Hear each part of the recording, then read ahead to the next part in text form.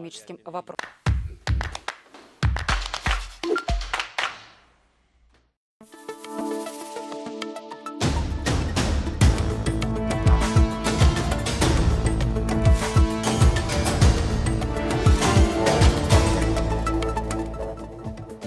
Мы не называем то, что произошло в Крыму, аннексией. Мы считаем, что то, что произошло, то произошло. Президент Казахстана заявил, что официальный Нур-Султан не считает события в Крыму аннексией. В Киеве резко отреагировали на его слова и пообещали соответствующий демарш. Узбекистанские трудовые мигранты в Швеции попадают в рабство. Сенсационное расследование журналиста радио «Озодлик» Сироджиддина Толибова и шведского телеканала ТВ4. По большому счету, весь этот черный рынок – это работорговля при потворстве государства. Таджикистанские власти фактически монополизировали рынок денежных переводов. Российской компании, занимающей 80% рынка, отказано в работе в стране. Люди в панике. Они не могут ни послать деньги из России, ни получить их в Таджикистане. Многие семьи живут за счет этих переводов, а если переводов не будут, то они что, умрут от голода? В прямом эфире информационная программа «Настоящее время. Азия» в бишкекской студии. Я Шавкат Тургаев. Здравствуйте. Международный скандал. То, что произошло в Крыму, мы аннексией не называем. Такое заявление сделал президент Казахстана Касым-Жомарт Токаев в интервью телекомпании Deutsche Welle, комментируя события в Украине в 2014 году. Тогда Россия аннексировала Крым у Украины. Во-первых, мы не называем то, что произошло в Крыму, аннексией. Мы считаем, что то, что произошло, то произошло. Аннексия – это слишком тяжелое слово применительно к Крыму. Во-вторых, никакого страха, испуга, как вы говорите, не было, поскольку у нас, как я уже сказал, абсолютно доверительные, добрососедские отношения с Российской Федерацией. Слова Касым-Жомарта Токаева о непризнании Казахстаном аннексии Крыма сегодня прокомментировал известный казахстанский политолог, глава группы оценки рисков Досым Сатпаев. Эксперт удивлен, что Токаев, будучи дипломатом, сделал такое заявление. И до заявления Токаева позиция Астаны по отношению к Крыму, она была более пророссийской. Хотя, конечно, напрямую, еще раз повторю, никто об этом не заявлял, но вот даже и по тем вот заявлениям, которые сделал Токаев, видно то, что все-таки он здесь больше на стороне Москвы. Такого заявления еще никто не делал, вот опять же, по поводу самого термина аннексия. Я очень удивлен, то, что все-таки бывший министр иностранных дел на такие вопросы должен реагировать все-таки больше как дипломат, да? Тем более, самое интересное, то, что незадолго до этого Назарбаев пытался Зеленского и Путина пригласить себе. Ну а тем временем казахстанский художник Асхат Ахмедияров попросил прощения у украинского народа за слова своего президента Токаева об аннексии Крыма. Ахмедияров сегодня пришел к посольству Украины в Нур-Султане с плакатом, на котором была изображена голова осла, а под ней надпись на украинском языке «Простите за него». Правда, развернуть изображение художнику не позволили сотрудники специализированной службы охраны. Они же вызвали полицию. Я же прошу прощения у него. Не Украина, прошу прощения. За тебя, за себя. Прибывший к посольству патруль задерживать Ахмедиярова не стал, но плакат художнику так и не вернули. Сам Ахмедияров называет свой одиночный пикет художественным выражением своего мнения. Меня возмутило, что Токаев говорил про Украину от народа. Поэтому я и пришел к посольству выразить свое недовольство. Кто-то же должен от народа говорить. Мы имеем на это право. Где-то идет война, а мы даем возможность быть этой войне, говоря, что это никакая не аннексия. А сейчас на прямой связи с нашей студией корреспондент телеканала «Настоящее время» в Киеве Юлия Жукова. Юлия, привет. Расскажи, пожалуйста, о реакции официальных украинских властей на заявление Токаева.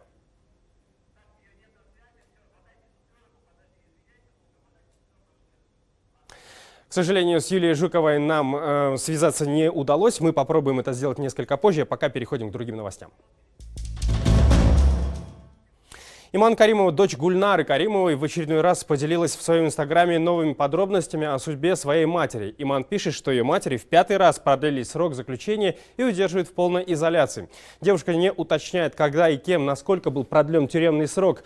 Она лишь указывает, что это делается из-за боязни правды в деле ее матери. Эти секреты якобы тесно связывают большинство членов правительства. Иман Каримов добавляет, что главная цель проводимого следствия – обвинить ее мать во всевозможных экономических и социальных неудачах и проблемах проблемах страны. Дочь Гульнары Каримовой обещала, что в связи с возросшим количеством вопросов от граждан и СМИ ее команда начинает публиковать полную информацию о политически мотивированном деле против ее матери.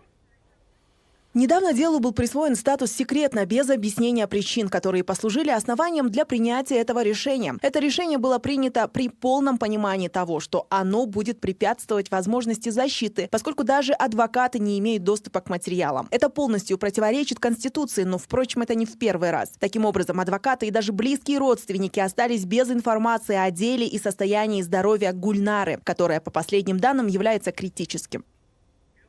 Между тем, швейцарский адвокат Гульнары Каримовой Григуар Манжа в своем твиттере сообщил, что ему больше не позволяют встречаться с подзащитной. Все ее запросы были отклонены.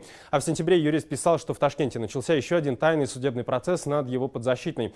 В тот же день Иман Каримов предупредил правительство Шавката Мирзиёева, что в ближайшие дни раскроет мировому сообществу и общественности Узбекистана секретные факты о коррупции в стране. Однако потом никаких фактов она не предоставляла. Я напомню, старшую дочь покойного Ислама Каримова Гульнару в 2017 году осудили на 10 лет лишения свободы. Суд признал ее виновной в уклонении от уплаты налогов, хищениях, вымогательстве и уничтожении документов офшорных компаний. После приговора Каримова некоторое время жила под домашним арестом, однако в марте этого года власти обвинили ее в злостном нарушении условий домашнего ареста и отправили в женскую колонию в Зангиатинском районе Ташкентской области. В ходе журналистского расследования, которое провел шведский телеканал ТВ4 совместно с журналистом радио Озодликс Раджидином Толибовым, стало известно, что сотни иностранцев работают в Швеции в рабских условиях. В Швеции существует скрытое от посторонних глаз некое невидимое общество. В этом обществе эксплуатируют трудовых мигрантов. Невидимая эксплуатация осуществляется везде. На строительных площадках, в школах, больницах, роскошных гостиницах и ресторанах, говорит автор фильма Сирудждин Толибов. По его словам, фильм рассказывает об узбекистанцах, которые незаконно устроились на работу за рубежом и в итоге попали в рабство. О самом важном в расследовании расскажет Акрам Абдукахор. Пассажиры прибывают в аэропорт Стокгольма. Вместе с тысячами туристов и местных жителей в страну проникают и нелегальные мигранты. Совместное расследование шведского телеканала ТВ4 и Радио Свобода позволило вскрыть схему получения ими налогового номера, который позволяет устроиться на работу. Как минимум один из участников этой схемы в итоге устроился уборщиком в отделении шведской пограничной службы. Это мигрант из Узбекистана. Он говорит, что знаком с человеком, который помогает нелегально получить работу в Швеции. Канал ТВ4 не раскрывает его личность. Голос и имя изменены. Мои друзья его знали, и друзья меня с ним познакомили. Вы платили ему за помощь? Тогда это было около $200. Сейчас я не знаю, сколько надо платить. Сделка была заключена, как ни странно, в этой библиотеке на окраине Стокгольма. Жасур передал свой паспорт и деньги человеку, которого ТВ4 называют кодовым именем Акмаль. Он попросил меня подождать, сказал, что я смогу работать, открыть счет в банке и платить налоги. Акмаль зарегистрировал на имя Жасура старый автомобиль. Сделать это можно в национальном транспортном агентстве «Транспорт Стиллерсен». Оно пересылает данные в налоговую службу, потому что у Жасура нет шведского номера социального страхования. Взамен налоговая служба присваивает ему координационный номер, имеющий сходные функции. Наличие этого номера в корне меняет ситуацию. Вы можете обратиться в любую шведскую службу. Можно получить работу, открыть банковский счет, сделать регистрацию по месту жительства. Мы выяснили, что при фальшивой продаже автомобиля Акмал указал, что живет в этом доме. По данным транспортного агентства, за последние 3 года на этот адрес было зарегистрировано более 3000 старых автомобилей.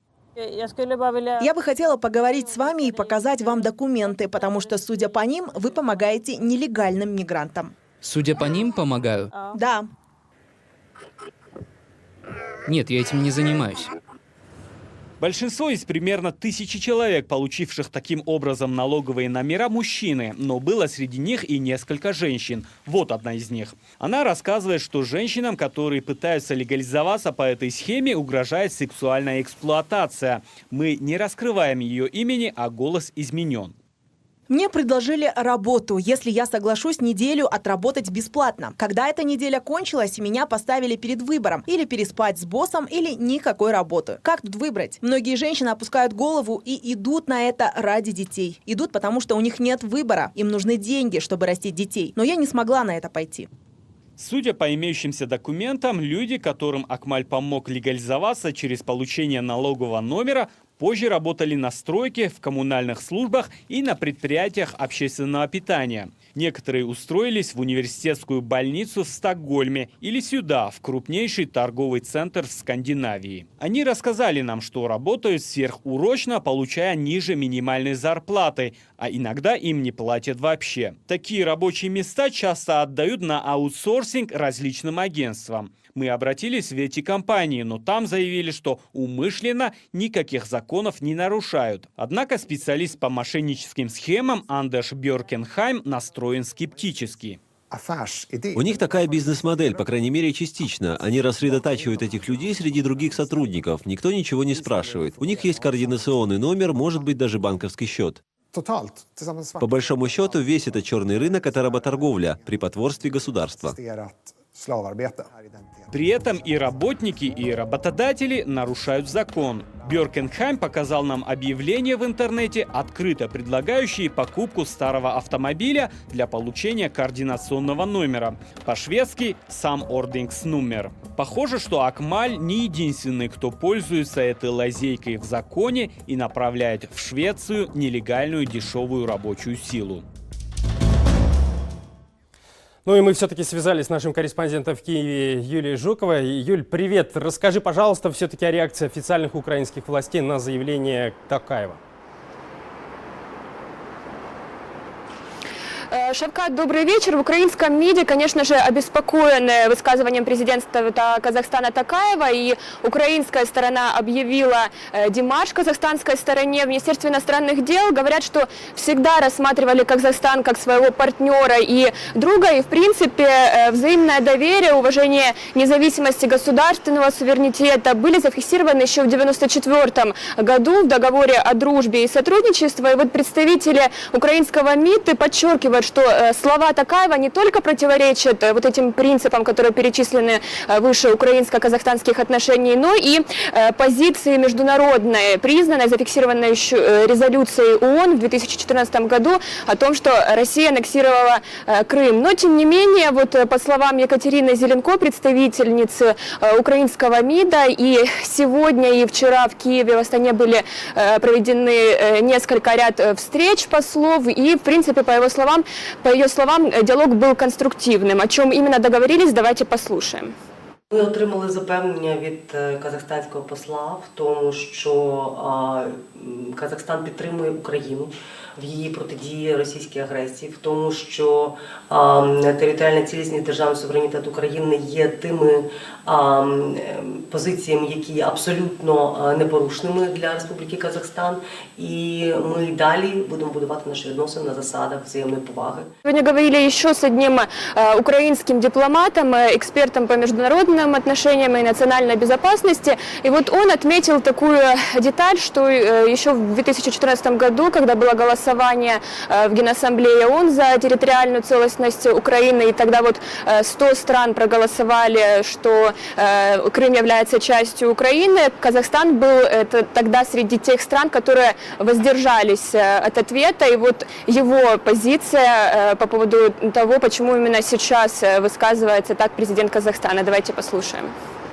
Почему это было сказано, надо посмотреть просто на карту. И мы увидим, что это большое государство затиснуто еще большими государствами и достаточно агрессивными. Прежде всего, это, естественно, Российская Федерация, ну а с другой стороны Китай. Поэтому понятно, что и европейские ценности, и поддержка Украины в этом смысле находятся на втором, а если не на третьем плане. И вот по словам Александра Хары, Казахстан является достаточно важным для Украины торговым партнером. Еще вот за прошлый год товарооборот между двумя странами составил порядка $1 миллиона. И вот так как по результатам встреч послов обоих государств, в принципе, эта ситуация была урегулирована, но в украинском МИДе все-таки советуют политикам других стран подбирать более корректные формулировки, когда вопрос касается суверенитета страны. Шавкат. Юль, большое тебе спасибо. Ну а я лишь напомню, что в марте 2014 года Россия аннексировала украинский полуостров Крым. Международные организации признали аннексию Крыма незаконной и осудили действия России. Страны Запада ввели против нее экономические санкции. Кремль отрицает аннексию полуострова и называет это восстановлением исторической справедливости. Смотрите далее в нашей программе. Таджикистанские власти фактически монополизировали рынок денежных переводов. Российской компании, занимающей 80% рынка, отказано в работе в стране. Люди в панике. Они не могут ни послать деньги из России, ни получить их в Таджикистане. Многие семьи живут за счет этих переводов, а если переводов не будут, за что умрут от голода. Машины с подложными номерами, а за рулем якобы высокопоставленный чиновник. Это чуть ли не самая обсуждаемая сегодняшняя тема в кыргызстанском сегменте соцсетей. Общественность возмущена не только нарушениями ПДД, но и обеспокоена незащищенностью персональных данных. Подробности в материале Джазгули Гимбердиевой.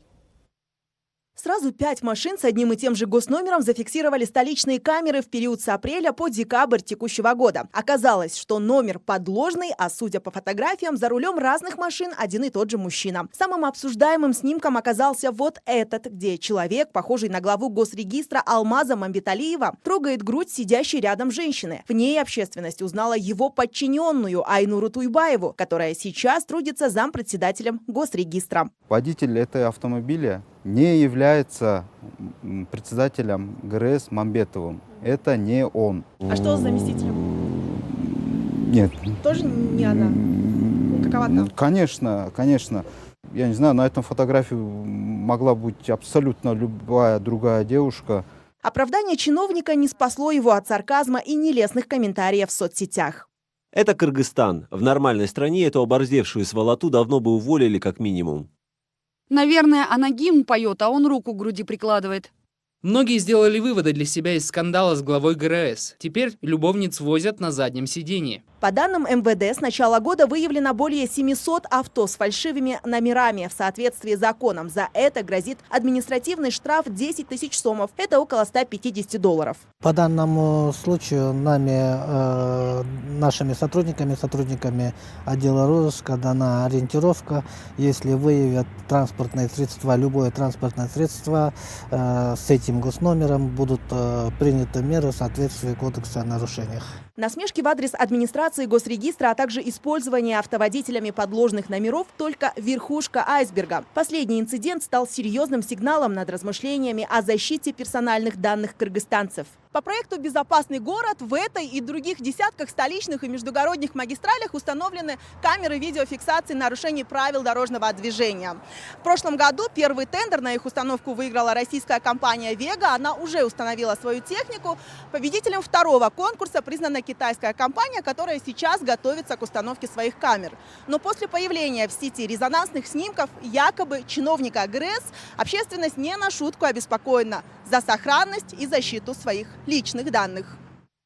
Какая-то мерзкая ситуация. Вообще возникает теперь много вопросов. Для чего безопасный город? Для порядка или для слива инфы на неугодных?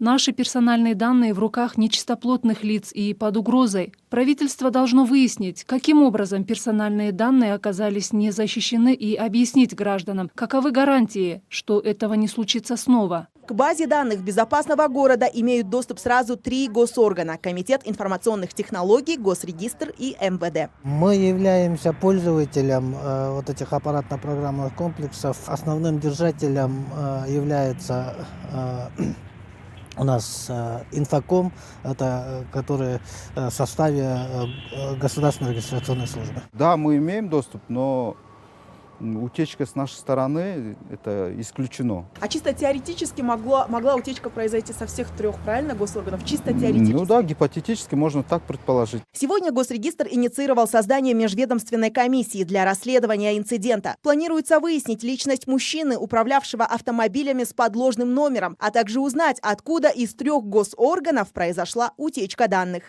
Джазгули Гимбердиева, Самат Алышбаев. Настоящее время. Азия. Кыргызстан. Бишкек. После введения процессингового центра таджикистанцы 3-й день не могут получить денежные переводы из-за рубежа, рассказывает Анширвон Арипов. С каждым днем граждане Таджикистана беспокоятся все больше и больше. Невозможность получить денежные переводы из-за рубежа для них большая проблема. Сказали, не пойдет золотая корона. Я позвонил, чтобы юнистримом отправили. По этой системе я уже 2-й день не могу получить деньги. 2 дня прихожу в банк, а мне говорят, что ничего нет. Из Турции мне деньги выслали, а я 3 дня их никак не получу. У меня ребенок, не могу приходить часто. 3-й день хочу получить золотой короной. Не получается. Я с карты на карту буду получать. Вот фотку отправлю и смогут мне деньги высылать. Буду получать в любом банкомате. В таджикистанском сегменте соцсетей проблемы с денежными переводами – главная тема с начала недели. Чуть ли не под каждым постом десятки, а порой и сотни комментариев. Причем большинство обвиняют Нацбанк страны в желании нажиться на людях. Я, как представитель трудовой миграции, не понимаю желания Национального банка Таджикистана. Как можно менять правила в одностороннем порядке? Наши переводы на родину – это как кровь в человеческом организме. Благодаря нашим деньгам в Таджикистане мир и спокойствие. Если переводы прекратятся, то это будет катастрофа. Как так вы отправляете денежку родным, а банку ничего не перепадает? Непорядок. Очередная манипуляция политически безграмотной власти своим народом ради легкой наживы. В этой стране так нельзя. Люди будут загнаны в угол и приведет к массовым волнениям. Дорогие мои, за нас всегда решают, как им выгодно. Когда в нашей стране считались мнением народа? Этим уродам пофигу мнение народа. Остается крыть их 3-этажным матом, и все. Действительно ли Нацбанк хочет заработать на переводах и каким образом это будет сделано, экономист Нуридин Каюмов пока судить не хочет. По его словам, сейчас это и не важно. Главное, чтобы таджикистанцы поскорее получили деньги. То есть получается, что наши люди не могут получить деньги, которые им выселяют. Многие семьи живут за счет этих переводов, а если переводов не будут, они что, умрут от голода?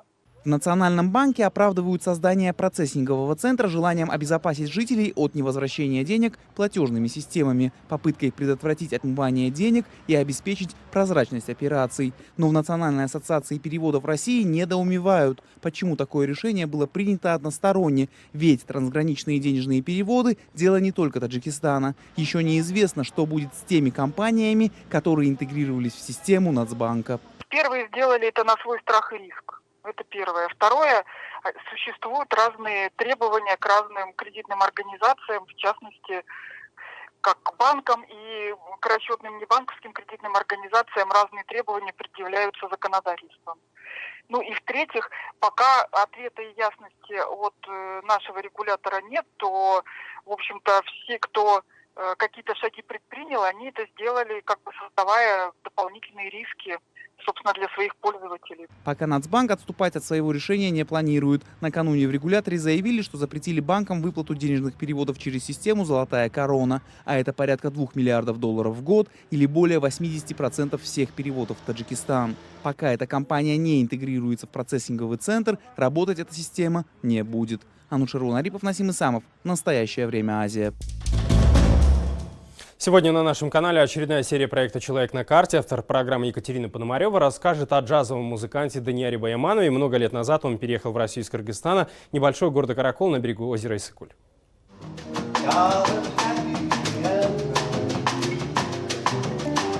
У меня есть в ресторане выступления. Ну, основное, конечно, это джаз-клуб. Я выступаю в разных составах. Меня спрашивают, ты кто по национальности? Я говорю, русский, что непонятно, что я говорю, с Нижнего Тагила. Проект «Человек на карте» вы сможете посмотреть сегодня на нашем канале в 23:30 по времени Бишкека и Нур-Султана, и в 20:30 по московскому, и в 19:30 по киевскому времени. Не пропустите. Это были все новости, о которых мы хотели вам рассказать. Смотрите нас в социальных сетях, в эфире своих национальных телеканалов и в прямом эфире круглосуточного телеканала «Настоящее время» в Ютубе. Мы встретимся с вами завтра в это же время. Всего доброго. До встречи.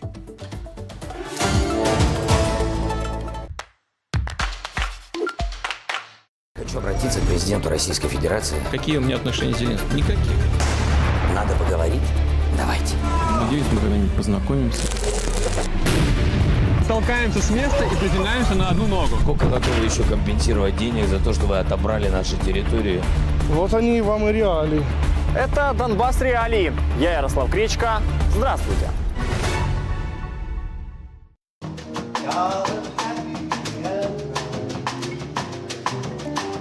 У меня есть в ресторане выступление. Ну, основное, конечно, это джаз-клуб. Я выступаю в разных составах. Меня спрашивают, ты кто по нации? Я говорю, русский, что непонятно, что я говорю, с Нижнего Тагила.